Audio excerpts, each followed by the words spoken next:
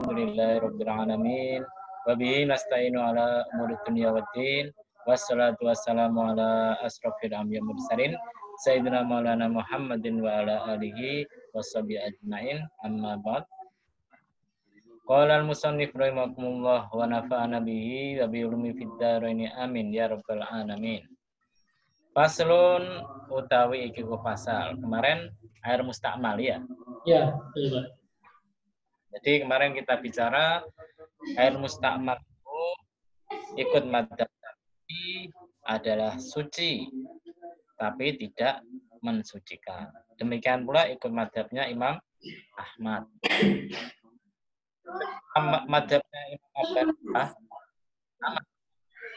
Air mustakmal itu suci dan tidak mensucikan. Tapi kalau untuk menghilangkan najis bisa. Paham ya? Kalau untuk wudhu air mustakmal ikut madzhab Hanafi itu tidak boleh. Sama dengan madzhab Syafi'i, sama dengan madzhabnya Imam Ahmad bin Hanbal. Tapi kalau untuk mencuci pakaian, untuk membersihkan najis, maka itu ikut madzhabnya Imam Abu Hanifah boleh. Tapi kalau ikut madzhabnya Imam Syafi'i dan Imam Ahmad tidak boleh. Kalau ikut madzhabnya Imam Malik, air mustakmal itu suci dan mensucikan. Artinya boleh untuk mandi, untuk bersuci, untuk menghilangkan najis, menghilangkan kotoran-kotoran. Ini juga pendapatnya Abu Yusuf dan salah satu riwayat dari Imam Abu Hanifah. Faslun utawi iki fasal. Wal ma'ul mutaghayyiru.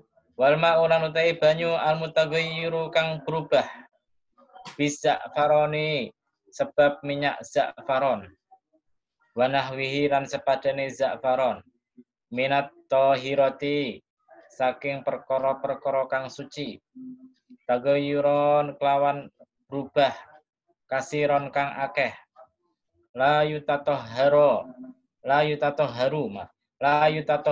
ora kena digawe sesuci apa bihi apa banyu kang berubah mau inda malikin monggo Imam Malik wasyafi'i lan monggo Imam Syafi'i wa Ahmad dan Imam Ahmad wa jaza lan onangake dalika ing mengkono-mengkono sesuci nganggo banyu berubah sapa Abu Hanifah sapa Imam Abu Hanifah wa ashabuhu lan sahabat-sahabate Imam Abu Hanifah. Wa qaulu lan ngucap sapa ashabe Abu Hanifah dan Abu Hanifah sendiri. Tagayyurul ma'i utai berubah banyu bitahiri kelawan perkara kang suci. La yamna'u iku ora nyegah apa berubah at-taharata ing suci ing sesuci bi kelawan banyu malam yutbah selagine durung den masak malam yutbah selagine den durung den masak apa bi apa banyu au yaglib utawa ngalahake apa perubahan ala ajzaihi ing atase bagian-bagiane banyu. Jadi ikut para ulama, mayoritas ulama mengatakan apabila ada air yang berubah karena perkara yang suci, misalkan dengan minyak za'faron atau dengan minyak-minyak yang lain atau dengan kopi atau dengan teh, kan suci semua itu.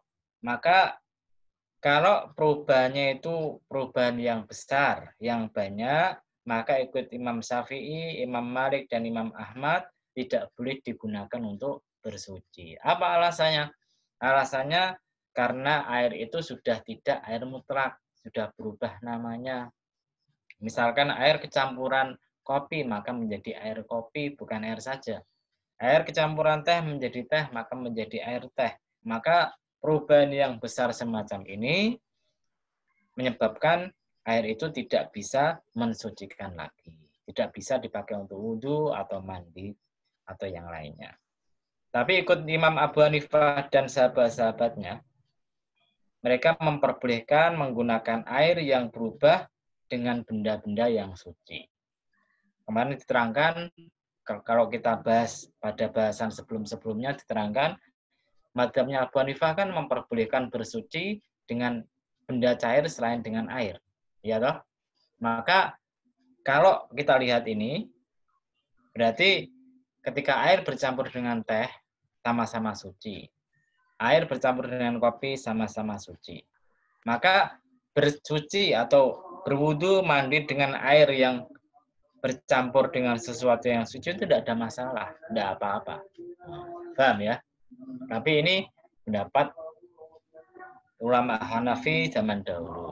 Kalau kita lihat kitabnya Wahbah Zuhaili, Syekh Wahbah Zuhaili diterangkan, sekarang ulama Hanafi aja membatasi. Membatasi gimana? Berubahnya itu kan ada warna, rasa, dan bau. Ya toh? Perubahan warna dan perubahan rasa dan perubahan bau. Kalau berubahnya cuma satu saja, misalkan yang berubah rasanya saja, atau yang berubah baunya saja, atau yang berubah warnanya saja, maka perubahan satu bagian ini tetap menyebabkan air tetap suci, tidak menyebabkan air tidak suci. Tapi kalau perubahannya lebih dari satu, berubah rasa dan warnanya, atau berubah rasa dan baunya, atau warna dan baunya, maka perubahan yang lebih dari itu bagi ulama madhab Hanafi sekarang itu pun tidak boleh digunakan untuk bersuci. Paham ya? Nah, tapi boleh untuk mencuci pakaian. Loh, tapi ya jadi kotor lah. Masa pakaian Anda cuci dengan air kopi, air teh, ya jadi tidak karu-karuan. Gitu. Apa alasannya? Alasannya tagayyurul ma'i bitohi lam yamna'u taharatu bihi ma lam yutbah au yaklib ala ajaihi. Jadi perubahan air itu dengan perkara yang suci itu tidak mencegah kesuciannya.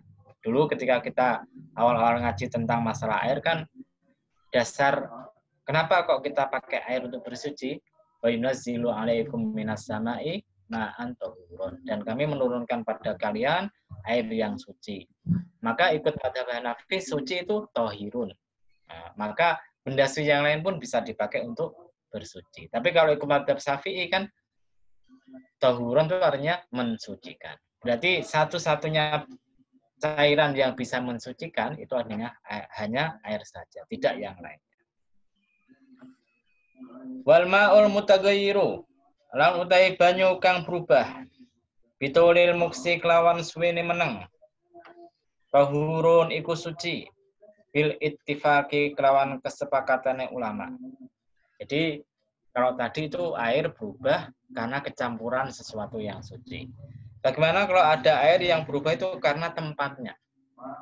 Misalkan Anda di kolam, tidak pernah dikuras, airnya kolam itu banyak tanamannya, kemudian airnya berubah agak kehijau-hijauan. Ini kan air yang berubah warnanya gara-gara ada tanaman yang ada di kolam tadi. Atau misalkan air yang ada di sawah-sawah itu, karena bercampur dengan tanah sehingga airnya itu menjadi keruh. Ini kan berubah karena tempatnya. Atau misalkan kolam itu ya dikuras, tapi kemudian sering kejatuhan daun-daunan dari tanaman-tanaman yang di sekelilingnya. Atau sungai itu kejatuhan daun-daunan sehingga warna airnya berubah. Maka perubahan air gara-gara tempat semacam itu, ikut para ulama, mereka sepakat tidak menghilangkan kesucian air dan tidak menghilangkan sifat mensucikan air. Artinya apa? Artinya airnya tetap suci dan bisa digunakan untuk bersuci. Entah itu wudhu, entah itu mandi, atau mencuci pakaian. Wa hukiyalan dan riwatake an Ibnu Sirin saking Ibnu Sirin annahu ing setune banyu kang berubah bitulil muksimau la yutatahharu ora kena den gawe sesuci iklan banyu kang berubah bitulil muksi. Jadi ikut Ibnu Sirin, tapi ini pendapat yang tidak populer bahwasanya air yang berubah karena tempatnya ini tidak bisa digunakan untuk bersuci. Wal iktisalu lan utai adus wal wudu'u lan wudu min ma'i zamzama iku wal iktisalulan adus wal wudulan wudu mimma izam-zam saking banyu zam-zam iku yukrohu iku dan makruhake inda Ahmada mungguis ing dalam mungguis Imam Ahmad sianatan krono ngrekso lahu marang banyu zam-zam.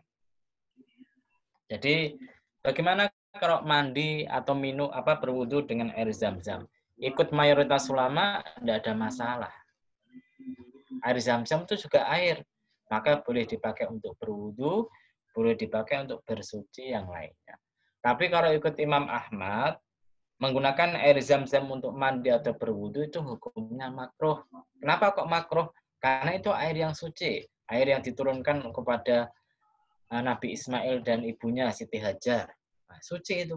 Maka menggunakan itu kan mengurangi kesuciannya, mengurangi penghormatannya. Tapi ini tidak ada dalilnya. Karena itu saya katakan pendapat Imam Ahmad ini kurang populer di kalangan mayoritas ulama. Karena air zam-zam itu kan air yang sama-sama dengan air yang lain, cuma berbeda kandungannya. Kan ikut para ulama atau para peneliti kan ternyata betul. Air zam-zam itu memiliki kandungan mineral yang besar sekali, yang banyak sekali. Yai Mahfur itu dulu pernah cerita.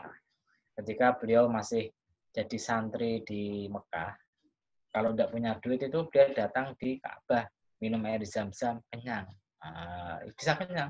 Minum air zam-zam itu bisa mengenyangkan. Kalau tidak percaya nanti kalau Anda haji atau umroh ke sana, coba tidak makan 1 hari, minum air zam-zam, kenyang insya Allah. Gitu. Nah, ini yang cerita Kiai Mahfur. Kalau saya belum pernah mengalami, jadi tidak bisa cerita. Tidak bisa cerita. Nah, karena tapi memang berdasarkan penelitian para ahli, bahwasanya air zam-zam itu banyak mengandung mineral zat-zat yang tidak ada di air yang lainnya. Itu keajaiban air zam-zam. Faslun utaiku fasal. Laisa ora ono linari iku kedhe geni wasamsi lan srengenge fi izalatin najasati ing dalem ngilangake najis apa taksirun apa labet bekas illa inda Abi Hanifata kejaba mungguhe Abu Hanifah hatta inna jildal maitati sehingga setune kulite bangkai ida jaffa nalikane garing apa kulite bangkai fisamsi ing dalam srengenge tahura mongko dadi suci apa kulit indahu ing dalam sandinge Imam Abu Hanifah bila dabekin kelawan tanpa disama. Jadi ikut mayoritas ulama api dan matahari itu tidak bisa digunakan untuk menghilangkan najis. Artinya meskipun Anda punya benda najis, mutan najis lah, benda yang kena najis kemudian Anda panaskan sampai beberapa ratus derajat, ya tetap tidak suci. Paham ya? Tapi kalau ikut Imam Abu Hanifah, ini suci. Nah, apa alasannya? Alasannya beliau pakai hadisnya Ibnu Umar. Ibnu Umar itu cerita, zaman Kanjeng Nabi itu masjidnya kan masih masjid biasa. Tanahnya tidak dimester. Tanahnya tanah biasa. Ya, masjidnya Kanjeng Nabi itu kadang dilewati sama anjing-anjing. Kadang anjing itu kencing di situ, kadang berak di situ. Nah, tapi ternyata masih tetap dipakai untuk sholat. Tidak ada yang dikebiuri banyu, tidak ada yang dibersihkan. Ikut Imam Abu Hanifah ini menunjukkan bahwasanya tanah yang dikencingi anjing atau diberaki anjing itu kalau terkena matahari ya lama-lama jadi suci sendiri. Ini alasan beliau. Nah, tapi ikut para ulama tidak semacam itu. Ikut para ulama kalau memang bisa suci sendiri, kenapa pada saat seorang Arab Badui, Arab desa datang ke Masjid Nabawi, kemudian kencing seenaknya, sama Kanjeng Nabi disuruh disiram dengan air 1 timba. Ini menunjukkan bahwasanya kencing sendiri tidak apabila kering itu tidak bisa suci, harus dihilangkan dengan air. Nah, karena itu mayoritas ulama itu tidak berpendapat yang sama dengan Abu Hanifah. Bahkan ikut Imam Abu Hanifah itu kalau ada kulit bangkai, kemudian dipanaskan matahari sampai garing, sampai kering, maka kulit itu menjadi suci. Tapi ini tidak sesuai dengan pendapat ulama yang lain. Kalau ada mazhab Syafi'i, ada namanya ad-dibag, menyama. Menyama itu caranya gimana? Caranya kulit yang sudah kita ambil dari hewannya, kita kasih sesuatu yang pedas, kita kasih sesuatu yang asam. Kemudian dibilas dengan air, kemudian dikeringkan, dipanaskan matahari. Kalau sudah dipanaskan matahari kok sudah kering, itu belum tentu suci. Harus dicemplungkan air dulu. Kalau dicemplungkan air kok baunya masih tidak enak, baunya masih ada bau binatang dan lain sebagainya, itu berarti masih belum suci. Harus dikasih sabun atau dikasih sesuatu yang pedas tadi. Kemudian dikeringkan lagi sampai betul-betul ketika dicemplungkan air sudah tidak berbau lagi. Itu ikut mazhab Syafi'i. Paham ya Mas ya? Nah, kemudian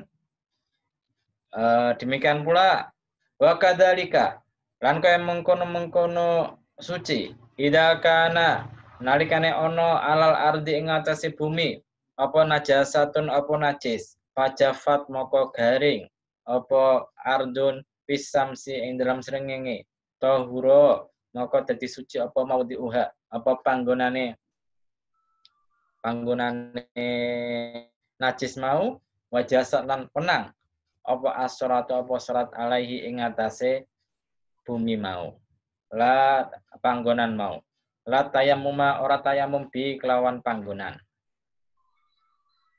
wa kadzalika lan iku mengkono suci annaru utai geni tuzilu ngilangake apa geni an najasata ing najis indahu ing dalem sandinge ing dalem Imam Abu Hanifah.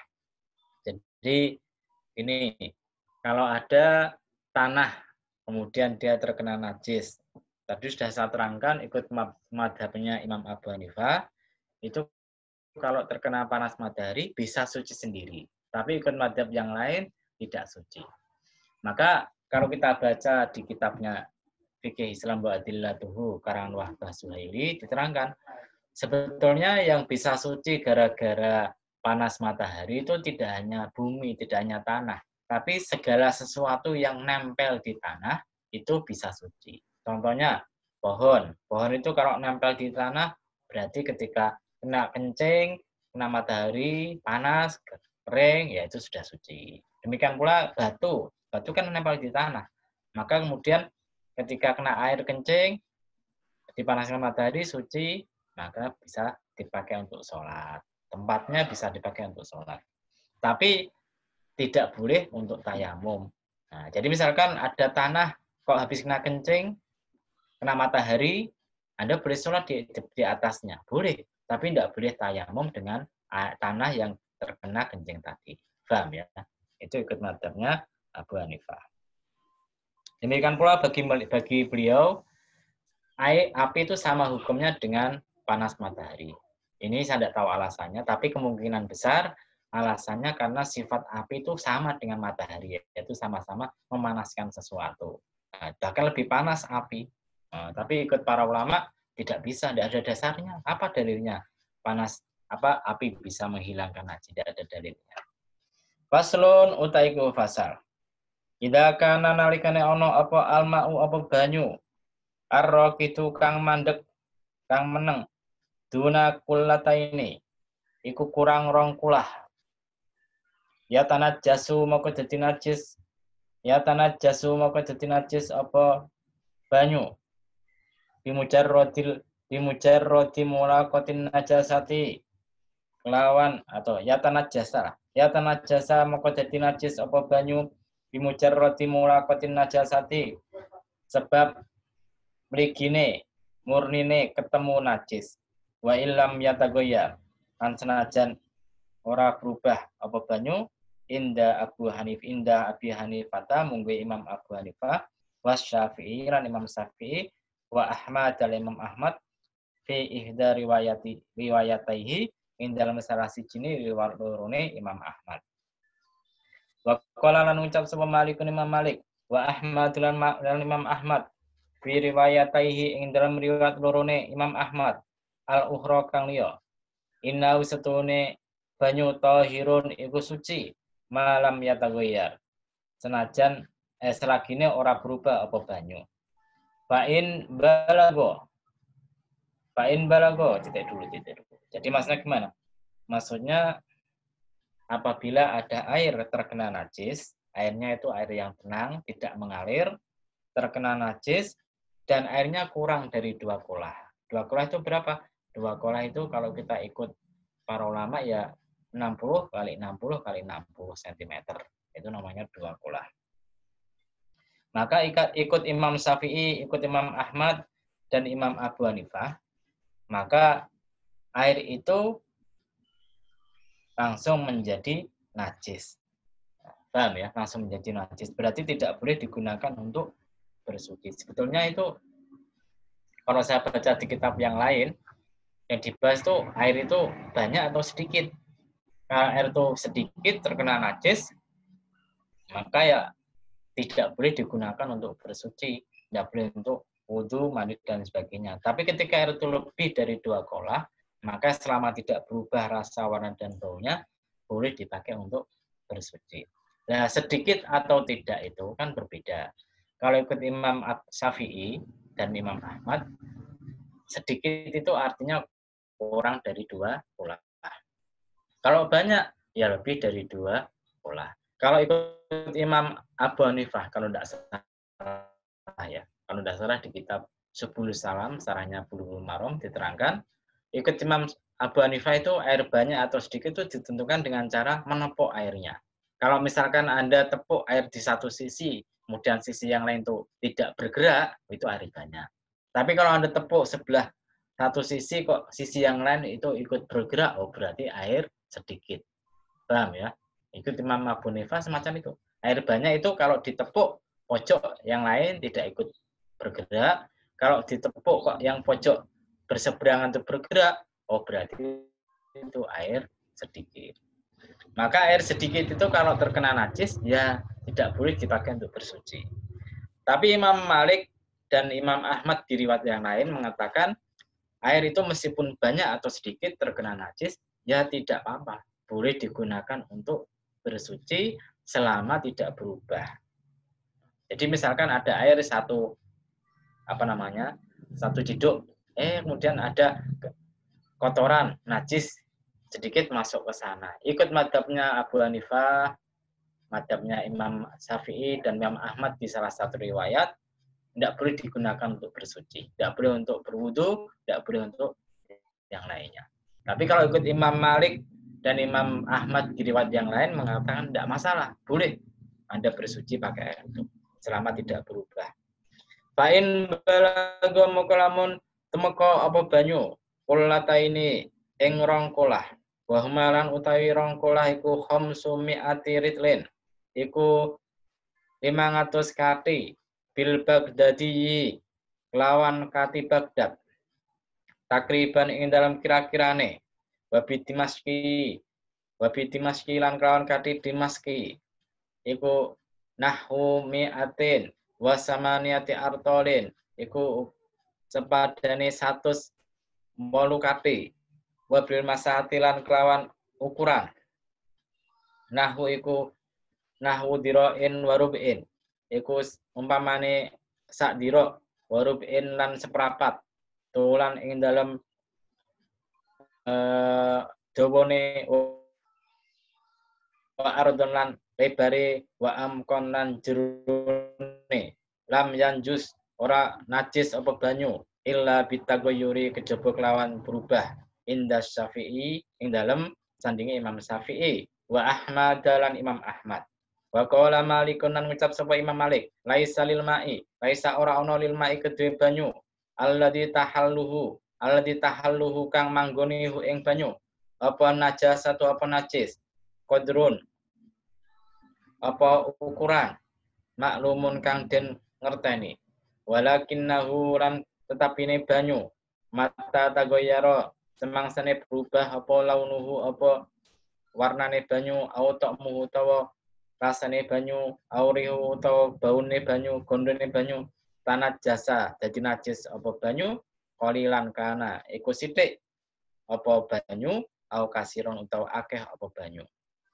Wa qala Abu Hanifah Waqala Abu Hanifah talan ngucap sapa Imam Abu Hanifah al-i'tibaru utawi kang den anggap iku bil ikhtilati kelawan campur. Pamatah talatot moko semangsane campur apa an najas atau apa najis bilma iklan banyu najusa moko najis apa banyu. Illa ayyakuna kejaba yen tok ana apa banyu iku kasiron iku akeh. Wa lan utai banyu akeh iku alladzi ida hurrika kang nalikane den gerakake apa ahaduha apa ahadu janibaihi apa salah siji sisine banyu lam yataharrak maka ora berubah ora bergerak apa al akharu apa liyane fal janibu maka utai sisi alladzi lam yataharrak kang ora berubah kan ora bergerak apa sisi iku lam yanjus iku ora najis. Jadi kita kembali bagaimana kalau ada air lebih dari 2 kolah. Nah, kemudian terkena najis. 2 kolah itu berapa? 2 kolah itu kalau ikut kati Baghdad itu ya 500 kati. Kalau ikut katinya di Damaskus itu 108 kati. Kalau ikut ukuran itu 1 dirok lebih 1/4. 1 dirok itu berapa? Ikut penelitian para ulama ya. Bahwasanya 1 dirok umumnya orang Arab itu adalah 48 cm. Maka kalau 48 cm ditambah 1/4, 1/4-nya berapa? Berarti 12. 12 tambah 48 maka menjadi 60 cm. Panjangnya 60, lebarnya 60, kemudian tingginya pun 60. Kalau ikut mazhabnya Imam Syafi'i dan Imam Ahmad, apabila ada air kok terkena najis lebih dari 2 kolah, selama tidak berubah rasa, warna, dan baunya, berarti suci. Boleh dipakai untuk berwudu, boleh dipakai untuk mandi. Kalau ikut Imam Malik, dikatakan bahwasanya tidak ada ukuran yang pasti. Berapakah air yang banyak atau sedikit itu tidak ada ukuran yang pasti. Kaidahnya cuma satu. Selama air itu tidak berubah, kalau terkena najis ya berarti boleh digunakan untuk bersuci, baik sedikit atau banyak. Tapi kalau air itu berubah meskipun banyak, ya tidak boleh digunakan untuk bersuci. Kalau ikut Imam Abu Hanifah seperti saya terangkan tadi, maka yang dihitung itu adalah airnya itu banyak atau sedikit. Air banyak itu artinya air apabila di satu sisi kita gerakkan, sisi yang lain itu tidak bergerak, itu banyak. Kalau kita gerakkan kok sisi lain itu bergerak, oh berarti airnya sedikit. Air sedikit terkena najis, ya menjadi mutanajis. Air banyak terkena najis, maka sisi yang tidak ada najisnya itu suci, boleh dipakai untuk bersuci, baik mandi, wudhu, dan lain sebagainya. Kemudian wal jari lan utahi banyu kang mili, karo kiti ku kaya banyu kang meneng. Inda Abi Hanifata, mungkin Imam Abu Hanifah, wa Ahmad dan Imam Ahmad, walal qauli lan ing atase ucap qaul al jadi kang anyar, ar-roji kang unggul min madhabi Syafi'i, saking madhabi Imam Syafi'i. Wa qala lan ngucap sapa Malikun sapa Imam Malik, al jari utahi banyu mili layan jusu iku ora dadi najis apa banyu illa bitagoyuri kejaba kelawan berubah walilan kana sithik anane apa banyu au kasiron utawa akeh wawalan utawi al jari layan jusu iku min kaulis wawalan utawi al jari layan jusu iku al qadimu pendapat kang lama min kaulis Syafi'i saking ucapan Imam Syafi'i. Wahta rohulan milih hu ing pendapat sapa jamaatun sapa sekelompok min ashabi saking sahabat-sahabat Imam Syafi'i kal Bagawi kau Imam Bagawi wa Imamil Haramaini lan Imam Haramain wal Ghazali lan Imam Ghazali. Qala ngucap sapa An-Nawawi sapa Nawawi di Syarhil Muhadzab ing dalam syarah Al-Muhadzab bahwa lan utai pendapat iki iku kawiyun iku pendapat kang kuat. Jadi maksudnya gimana? Maksudnya bagaimana hukumnya air yang mengalir? Maka hukum air yang mengalir itu ikut Abu Hanifah dan ikut Imam Ahmad dan ikut qaul jadidnya Imam Syafi'i, hukumnya sama dengan air yang tidak mengalir. Berarti kalau kurang dari 2 kolah kena najis ya najis. Kalau lebih dari 2 kolah kalau terkena najis ya tidak najis selama tidak berubah rasa, warna, dan baunya. Tapi kalau ikut Imam Malik, air yang mengalir itu tidak terkena najis kecuali berubah. Entah sedikit, entah banyak, tetap suci. Paham ya? Ini beda dengan tadi. Kalau tadi diterangkan, kalau sedikit kena najis, ya najis. Kalau banyak kena najis, selama tidak berubah, ya tidak najis. Kalau ini cuma dibatasi. Yang penting berubah enggak. Kalau berubah, ya najis. Kalau tidak berubah, sedikit banyak, ya suci. Paham ya? Nah, paham. Ini ikut Imam Nawawi, ini adalah pendapat yang terkuat. Qaul Qadim Imam Syafi'i dipilih oleh Imam Baghawi, Imam Haramain, Imam Ghazali, dan Imam Nawawi sendiri. Faslun isti'malu awanid dhahabi wal fiddati wallahu a'lam bissawab wa ilaihi marji'uhu wal ma'ab. Ada yang tanyakan Mas Suluk mungkin? Ada, Pak. Ya, silakan. Kan ini lagi musim kemarau ya. Ya, terus? Itu ada waktu itu salah satu video ya. Ya ini tentang memanfaatkan air sedikit, Pak ya. Jadi Ya, terus? bukan 2 kula ya, cuman satu gelas aqua. Ya, terus? Nah, dia praktekkan itu dipakai untuk wudhu, Pak. Ini mungkin dari beberapa asal tadi ya. Jadi,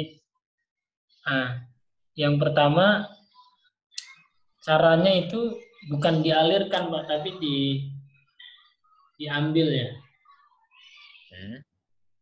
Jadi air sedikit terus diambil, itu kan kayak pertanyaan saya itu mustakmal atau bukan gitu. Karena memang tidak kena najis,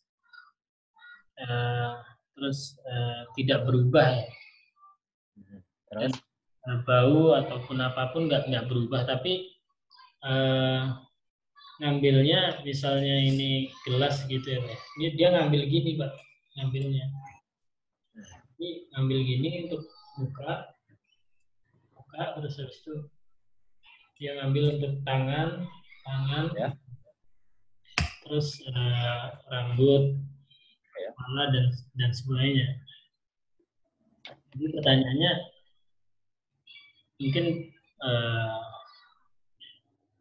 nggak berubah tapi mustakmal dan airnya itu masih suci mensucikan atau tidak, terus wudhunya sah atau enggak untuk sholat. Sekarang saya tanya dulu. Ini pertanyaannya pakai ikut madzhab mana dulu?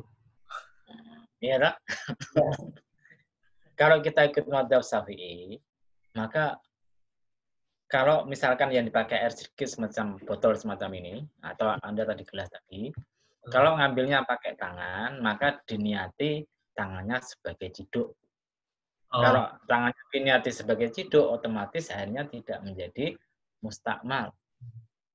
Nah, tapi kalau Anda tidak meniati pakai ciduk, maka Anda langsung ambil dengan airnya, dengan tangannya tadi, otomatis menjadi mustakmal. Ini ikut madzhabnya Syafi'i. Paham ya? Nah, tapi kan ada madzhab lain yang tidak sepakat. Air sedikit banyak meskipun mustakmal ya tetap mensucikan. Nah, kalau Anda ikut ini kan tidak ada masalah. Nah, paham ya? Ya memang semuanya itu ada ilmunya. Nah, kalau Anda sembarangan pakai ikut madzhab Syafi'i ya tidak sah. Paham ya? Nah, kalau Anda pakai niat tanganku tak pakai ciduk, ya meskipun dimasukkan ke air ke gelas berkali-kali ya tidak mustakmal. Kemudian yang kedua, apakah kita itu begitu kurangnya air sampai cuma wudhu pakai 1 gelas? Nah, saya kira enggak toh. Nah, gitu loh. Jadi kemudian yang ketiga, kalau Anda pakai air yang cuma 1 gelas itu, apakah ikut madzhab Syafi'i, apakah memenuhi bahasa ghuslun? Ghuslun itu artinya ada air yang mengalir, tidak mengusap. Kalau mengusap itu cukup air kemudian ditempelkan, itu namanya mengusap. Sekarang kita pakai logika saja. Kalau Anda pakai air cuma 1 gelas, bisakah kita membasuh wajah, membasuh tangan, membasuh kaki? Bisa enggak, Mas? Bisa ya. Mungkin ya agak susah sih prakteknya, Pak.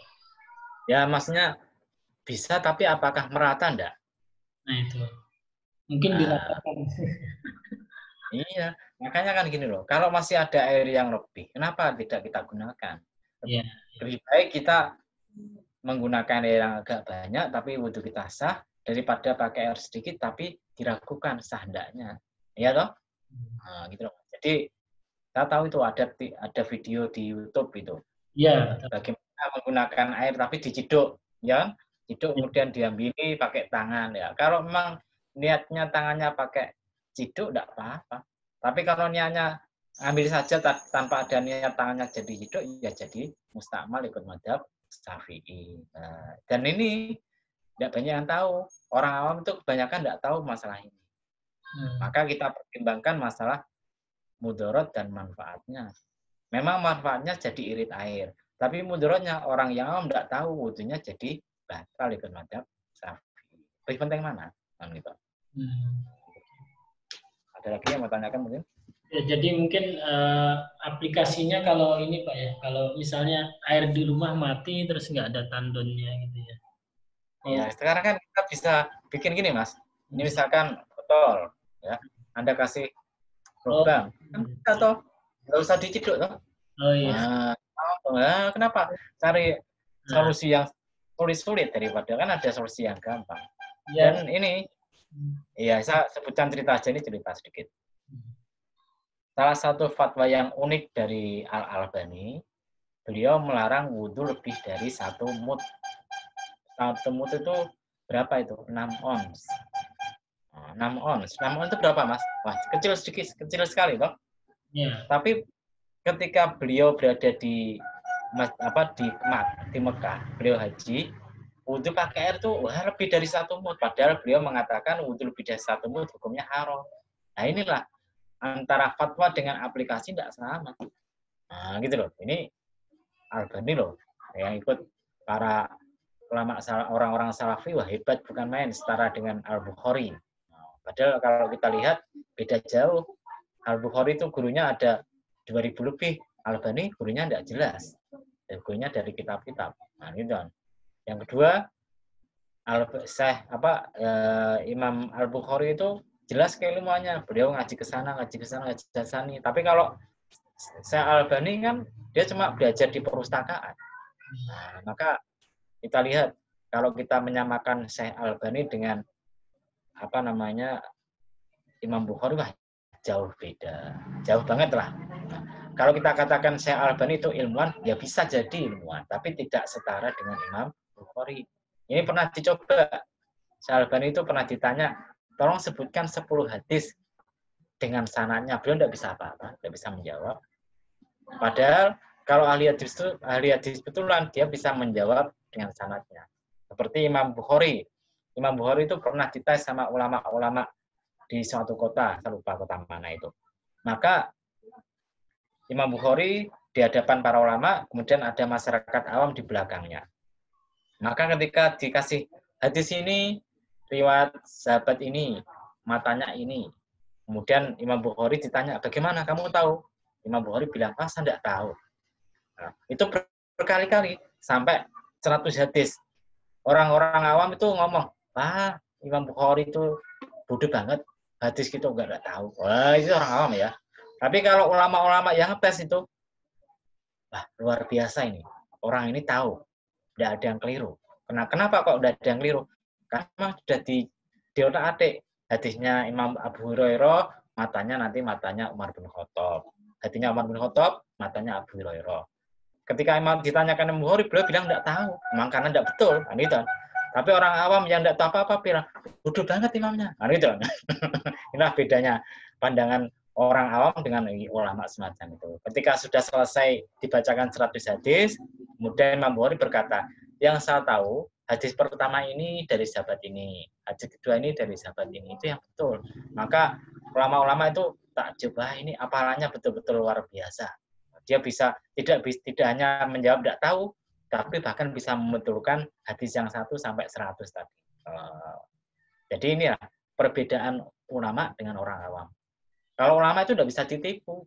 Kalau orang awam gampang ditipu. Ya, Anda pakai sorban, pakai tasbih, pakai baju koko muslim itu Innamal a'malu binniat jadi kiai, jadi ustaz. Tapi yang ustaz atau ulama yang sih tahu, oh ini bohongan ini. Nah, itu kan. Nah, paham ya? Inilah perbedaan ulama asli sama yang tidak asli. Yang tahu ya ulama. Orang awam itu banyak yang tidak tahu, gitu loh. Contoh yang terkenal sekarang, ada kejadian di mana Nursuki, tahu Nur Suki? Nah, itu mau mendirikan pondok di daerah Banyuwangi atau mana itulah, saya lupa. Ditolak sama pengurus NU di sana. Maka banyak orang-orang awam yang mengatakan, oh gimana sih, bangun pondok kok ditolak, bikin apa madrasah diniyah dan sebagainya kok ditolak. Ini pandangan orang awam. Tapi pandangan ulama kan gini, dan Nur Suki itu keilmuannya di mana? Dia belum ngajinya di mana? Nah, keilmuannya aja tidak jelas. Masa mendirikan pondok? Kalau mendirikan pondok nanti bagaimana keluarannya? Kan tidak jelas juga. Gitu. Ini perbedaan pandangan ulama sama orang awam. Orang awam itu gampang terbuai, gampang tertipu. Tapi kalau ulama yang asli, tahu lah. Nah, Kiai Nur Suki itu dianggap ustadz saja kurang pantas. Kenapa? Anda lihat bahasanya itu pakai bahasa-bahasa jorok, ya toh? Padahal itu bukan ajaran Kanjeng Nabi. Kan itu kan? Nah, bahkan saya pernah dengarkan ceramahnya, dia mengatakan Al-Quran itu mengajarkan kita misuh. Wah, padahal tidak betul. Tidak betul kan itu. Dia pakai dalil keliru misalnya, itu kan. Nah, maka Al-Quran tidak pernah mengajarkan kita misuh. Nah, karena kenapa dia mengatakan Al-Quran itu pakai misuh? Karena dia ada Al-Quran yang mengatakan bahasanya orang yang belajar memberikan ilmu kepada yang bukan ahlinya itu kamasalil kalbi yahmilul asfaro, seperti orang yang seperti anjing yang bawa kitab. Ya tidak ada manfaatnya. Dari Al-Quran itu Nur Suki kemudian menyimpulkan, oh berarti kita bisa misoyo orang. Itu tidak sesuai dengan konteks Al-Qurannya. Al-Quran itu cuma menyamakan binatang itu kalau Anda kasih emas, perak, intan, dan rumput, dia lebih milih rumput karena dia tidak menganggap emas, intan itu sesuatu yang luar biasa, beda dengan kita. Oh gitu loh. Apalagi Anda kasih kitab buku, tidak paham apa-apa, ya gitu. Maka orang yang menyampaikan ilmunya, memberikan ilmunya kepada orang yang bukan ahlinya itu kamasalil himar yahmilu asfaro, seperti kita nyuruh anjing kamasalil kalbi yahmilu asfaro, seperti keledai itu membawa buku. Nah, jadi kenapa? Berarti tidak ada manfaatnya. Sama dengan ini, kalau kita membiarkan Nur Suki itu bikin pondok pesantren, dia bikin sekolah pengajaran masa nanti santrinya diajari miso, ya toh? Nah, yang tidak pantas, ya toh? Nah, dia diajari keilmuan yang betul, tambah diajari yang enggak. Anda kalau tidak percaya lihat kontennya Nur Suki lah, itu banyak mendidiknya atau banyak bahasa-bahasa kotor cacian, kan banyak bahasa kotornya caciannya kan, daripada mendidiknya. Karena itu padahal ini tidak sesuai dengan ajaran para ulama. Para ulama mengatakan belajarlah adab sebelum belajar fikih. Intinya apa? Intinya sopan santun akhlak itu lebih utama daripada fikih. Contohnya apa? Contohnya ada seorang ulama cerita, dulu itu ketika saya mau ngaji itu disuruh ibu saya pergi ke Robiah Al-Adawiyah. Untuk apa? Untuk belajar adab. Baru kemudian ngaji fikih. Ada sebagian ulama juga ketika bertemu dengan Imam Malik, beliau mengatakan, saya ini 30 tahun belajar pada Imam Malik tentang adab, 20 tahun baru tentang fikih. Jadi adab itu lebih utama daripada fikih. Karena apa? Karena yang menyelamatkan kita nanti di akhirat itu bukan fikih kita, tapi yang menyelamatkan itu akhlak kita. Gitu, akhlak kita itu gimana dengan masyarakat. Maka kalau orang yang betul, belajar agama yang betul itu sifatnya itu menjadi halus, sifatnya pemaaf, tidak gampang marah-marah. Kenapa? Karena Kanjeng Nabi mengatakan pada salah satu sahabat ketika dimintai wasiat, wahai Rasulullah, berilah saya wasiat. Maka Kanjeng Nabi mengatakan kalimat yang singkat, la taghdab, jangan marah-marah. Oh, itu jangan marah-marah. Kita itu sama Kanjeng Nabi dianjurkan jangan marah-marah. Kenapa? Kalau orang marah-marah itu biasanya akalnya sudah hilang. Kadang berbuat yang nekat, berbuat sesuatu, kemudian ketika selesai marahnya dia menyesal. Nah, maka kemudian kalau orang marah itu tidak bisa objektif memberikan hukum. Karena itu kan dalam salah satu hadis diterangkan bahwasanya seorang hakim itu tidak boleh memberi hukum ketika dia sedang menahan kencing. Oh, menahan kencing aja tidak boleh, Mas.